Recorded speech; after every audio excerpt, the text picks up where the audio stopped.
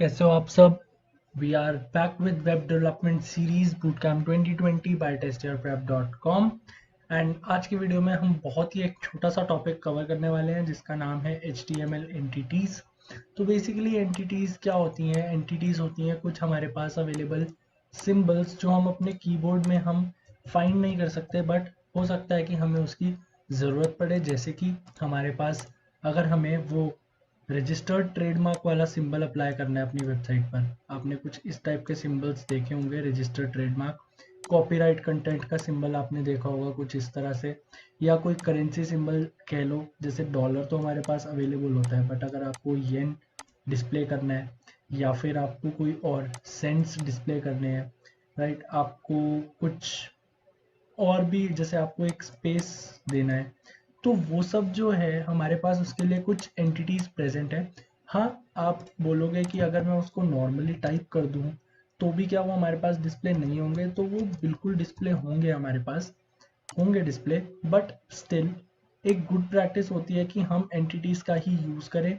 Because कभी कभी क्या होता है, जैसे हम ब्राउजर विंडो को रिसाइज करेंगे या ब्राउजर को चेंज करेंगे, ब्राउजर पे स्विच करेंगे, तो हो सकता है कि हमें कुछ हमारे जो टेक्स्ट में डिस्प्ले है वहाँ पर हमारे पास थोड़ी सी गड़बड़ आ जाए या कुछ हमें अच्छा सा ना दिखे वहाँ पर। और कभी कभी तो ऐसा भी होगा, जैसे ये दोनों सिंबल्स हैं, ये तो आपके पास कीबोर्ड में अवेलेबल ही नहीं होंगे।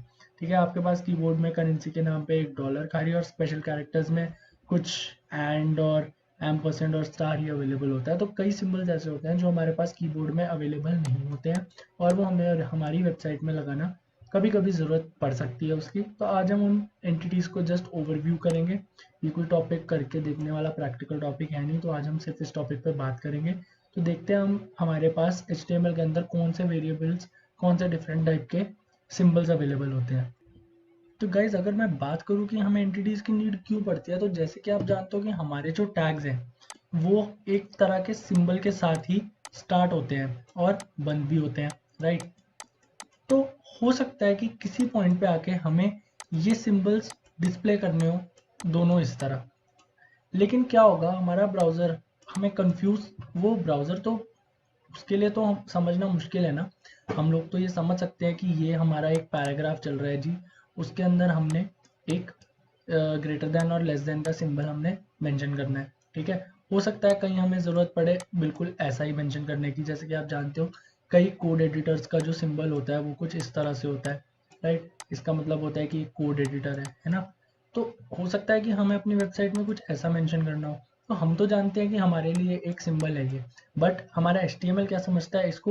HTML इसको हमारे लिए टैग समझ सकता है और वो क्या करेगा, यहाँ पर एक एलिमेंट को प्लेस करने की कोशिश करेगा ये टैग देखने के बाद, राइट। तो हो सकता है कि जो हम आउटपुट लेना चाह रहे हैं, डिजायर्ड आउटपुट, वो हमें मिले ही ना। नॉट नेसेसरी एवरी टाइम ऐसा नहीं होता है, मैं आपको दिखाता हूँ ये चीज़ करके।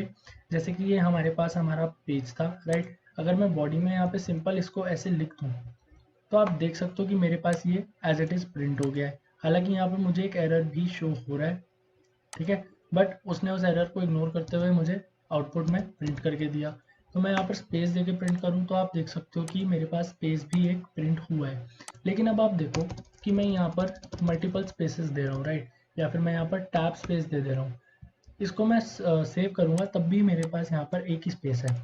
वॉट इफ अगर मुझे यहाँ पर ज़्यादा स्पेस चाहिए, like this is short, right. तो यहाँ पे मैं सेव करूँगा तो मेरे पास एक नॉर्मल सा टेक्स्ट। व्हाट इफ मुझे इज और शौर्य के बीच में बहुत सारा स्पेस चाहिए, राइट। तो उसके लिए मेरे पास क्या टेक्निक है, यहाँ पर अभी भी मेरे पास एक ही स्पेस है। तो गाइज, ऐसी प्रॉब्लम्स को ओवरकम करने के लिए हमारे पास एंटिटीज आती हैं HTML के अंदर, राइट।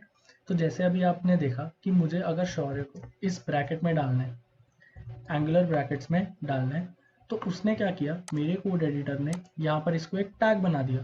तो आप देखो ये मेरा आउटपुट, डिजायर्ड आउटपुट नहीं प्रिंट कर रहा, राइट। तो मुझे क्या करना है, इसको ऐसे टैग के अंदर डालना है ना। मेरी रिक्वायरमेंट ये है। तो अभी इसने टैग प्रिंट कर दिया, बट जैसे ही मैं इसके अंदर कुछ लिखूंगा तो वो शायद प्रिंट ना करे। तो देखो वो प्रिंट नहीं कर रहा। तो इसके लिए हमारे पास क्या तरीका है? तो सबसे पहले बात करी थी हमने स्पेसिस की, तो हम स्पेसिस ही देखते हैं। हमारे पास एक एंटिटी होती है $NBSP, राइट, NBSP। तो ये बेसिकली क्या है, ये वन स्पेस गैप प्रोवाइड करता है। तो मैं कंट्रोल सेव करूंगा तो आप देख सकते हो कि मेरे पास यहाँ पर इस बारी ज़्यादा स्पेस है, राइट। मैं आपको दिखाता हूँ एक बार और, %NBSP लिखकर यहाँ पर आपको स्पेस देना ज़रूरी है, NBSP सेमीकोलन, राइट, सेमीकोलन लगाना भी ज़रूरी है। तो अब मैंने क्या किया, यहाँ पर 2 स्पेस गैप्स को डाला है, तो आप देखो मेरे पास अब और 2 स्पेस गैप्स अवेलेबल हैं। मैं एक बार और लिख दूंगा इसको और मेरे पास और ज़्यादा स्पेस अवेलेबल है। तो गाइस इस तरह से हम कुछ एंटिटीज़ का यूज़ करके जो हमारा आउटपुट डिज़ायर्ड नहीं प्रोवाइड कर सकती चीज़ें, हम वो डिज़ायर्ड आउटपुट को हम ला सकते हैं। तो आइए गाइस हम देखते हैं और तरह के एंटिटीज़ HTML के अंदर जो हमारे पास अवेलेबल होते हैं।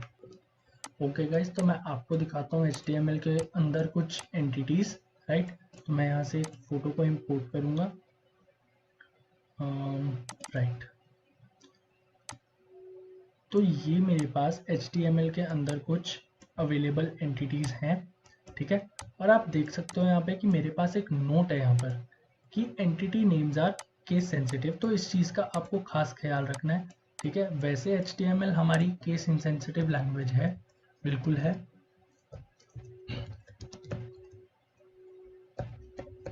राइट। ये स्टेटमेंट एकदम करेक्ट है कि आप हो सकता है आप इस चीज़ को ऑब्जेक्ट करो कि HTML तो इनके इनसेंसिटिव है, केस इनसेंसिटिव है, उसमें आप कैपिटल से स्टार्ट करो, स्मॉल से एंड करो, कोई फ़र्क नहीं पड़ता है। बट जो हमारी एंटिटीज़ हैं, कैरेक्टर एंटिटीज़ हैं, वो हमारी केस सेंसिटिव होती हैं, तो इस चीज़ का आप खास ख्याल रखिएगा, ठीक है। तो हम बात करते हैं हमारी कुछ एंटिटीज़ की। तो आप देख सकते हो यहाँ पे जो हमारा रिजल्ट कॉलम है वो डिस्प्ले कर रहा है कि हमें फाइनल रिजल्ट में कौन कौन सी एंटिटीज़ देखने को मिल जाएंगी, राइट। डिस्क्रिप्शन इन एंटिटीज़ के बारे में बताया गया है। एंटिटी नेम जो हमने जैसे स्पेस के लिए, नॉन ब्रेकिंग स्पेस के लिए यूज़ किया था, ठीक है, तो वो एक नॉन ब्रेकिंग स्पेस है। नॉन ब्रेकिंग स्पेस मतलब वो उसी लाइन में हमें थोड़ा स्पेस प्रोवाइड करेगा, वो नेक्स्ट लाइन में हमको लेके नहीं जाएगा, जैसे कि हमने एक BR टैग के केस में देखा था।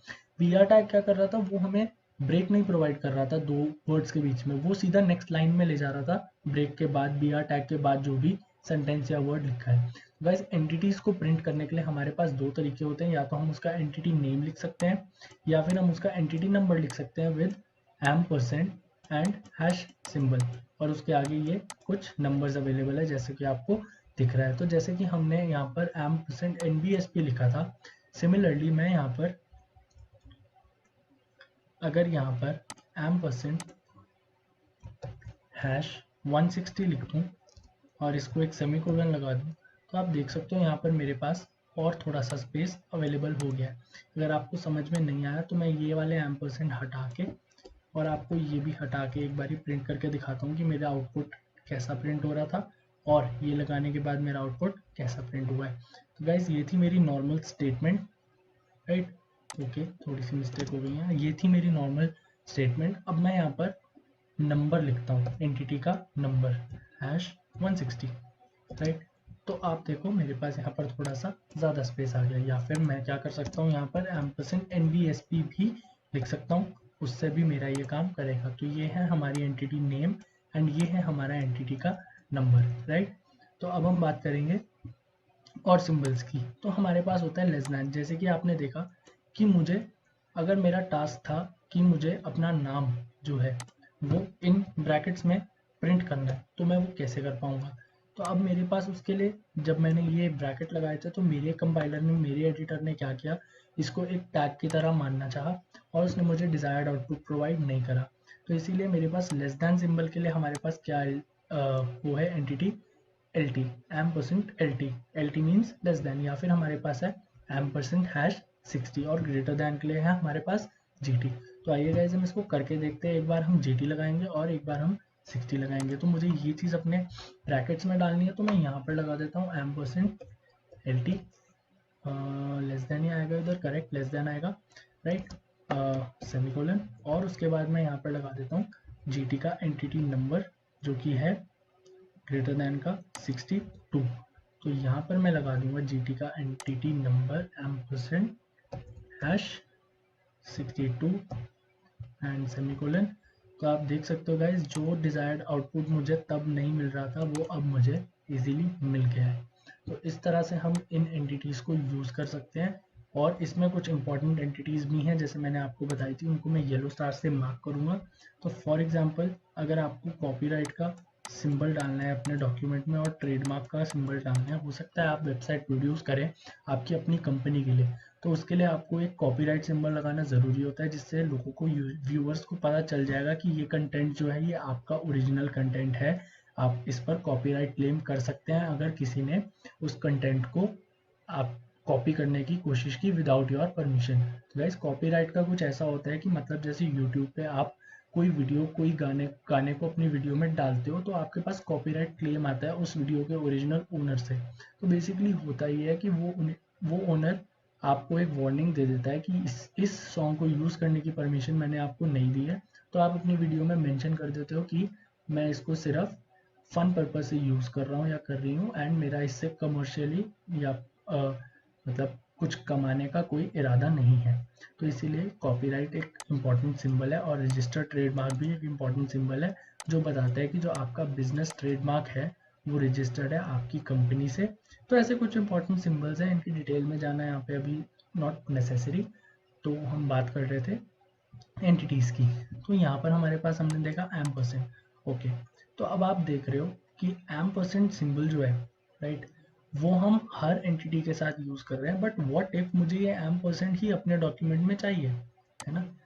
तो आप बोलोगे कि अगर मैं सिंपल ही लिख दूँ तो यस, ये आउटपुट हो जाएगा सिंपल, करेक्ट है ना। तो बेसिकली ये ऐसा आउटपुट हो भी रहा है, बट स्टिल इसके लिए हमारे पास AMP नाम का एक फंक्शन है, एक एंटिटी जो हमें यही सेम चीज़ प्रोवाइड करके देगी। तो इसके लिए मल्टीपल टेस्ट केसेस हो सकते हैं कि कहीं ना कहीं जो ये फेल हो गई होगा। डबल कोटेशन मार्क ऑल्दो हमारा डायरेक्टली ये काम कर जाता है, बट अगर आपको बात है एंटिटीज़ की तो QUOT हमारा एंटिटी का नेम है और #34 इसका नंबर। सिमिलरली गाइस सेंट के लिए, पाउंड के लिए और येन के लिए और यूरोज भी, जो हमारे पास कीबोर्ड में करेंसी सिंबल्स अवेलेबल नहीं होते हैं, उनके लिए आप देख सकते हो यहाँ पर एम% सेंट, एम% पाउंड, एम% येन, एम% यूरो। सिर्फ उनके नाम से उनको डिफाइन करना है सेमीकोलन लगाते हुए, राइट, और हमने आगे एक एम% सिंबल को जोड़ देना है, तो हमारे पास ये सिंबल्स हमारे आ जाएंगे। सिमिलरली कॉपीराइट और रजिस्टर्ड के लिए आपने सिंपली एम% कॉपी लिख देना है और एम% रजिस्टर्ड लिख देना है। उसके बाद आपके पास ये सिंबल्स वहाँ पर अवेलेबल हो जाएंगे। तो हम इसको करके देख लेते हैं एक बार। लाइक मैं अपने बैंड का नाम लिख देता हूँ यहाँ से, ताबीर रिकॉर्ड्स, ठीक है। आप इसको यूट्यूब पे सर्च कर सकते हैं, ये मेरा असली ओरिजिनल बैंड है ये। और मैं यहाँ पर लगा देता हूँ एम% copy, that this is a copyright content. तो आप देख सकते हो गाइज यहाँ पर मेरे पास ये आ गया है, ठीक है। और साथ ही मैं आपको एक और टैग यहाँ पर एक्सप्लेन करना चाहता हूँ जिसका नाम होता है स्पैन। तो बेसिकली गाइज अगर मैं बोलूँ, मैंने एक सेंटेंस लिखा है, माई बैंड इज ताबीर रिकॉर्ड्स। अब मैं क्या कर सकता हूँ, इसको बेसिकली ज़्यादा से ज़्यादा मैं एक P टैग के अंदर डाल सकता हूँ, my band is Tabeer records, right. इसको मैं एक पैराग्राफ टैग के अंदर डाल सकता हूँ, ओके। तो अब मेरे को इसको कलर वगैरह करना है। तो हमने क्या देखा था, हमने पढ़ा था एक स्टाइल एलिमेंट जिसके अंदर हमने सिंपली कलर लिखकर उसको हमने कोई कलर प्रोवाइड किया था, तो हमारे पास वो उस कलर में टेक्स्ट आ गया था। बट व्हाट इफ अगर मुझे खाली ये ताबीर रिकॉर्ड्स ही प्रिंट करना है, तो आप इसके अंदर एक और पैराग्राफ तो लगा नहीं सकते, क्योंकि अगर आपने इसके अंदर एक और पैराग्राफ लगाया तो वो दे देगा लाइन ब्रेक, जो कि हमें चाहिए नहीं, राइट। अगर आप सोचो कि मैं ऐसे लिख दूंगा पैराग्राफ के अंदर पैराग्राफ, तो आप देखो इससे हमारे पास लाइन ब्रेक आ जाएगा, ठीक है। तो हम ये चीज़ तो कर नहीं सकते। तो अगर मुझे यहाँ पर ये ताबीर रिकॉर्ड्स जो है, और मैं इसको कॉपी सिंबल भी लगा देता हूँ यहाँ पर, ओके, तो मेरे पास जो ये ताबीर रिकॉर्ड्स है, राइट।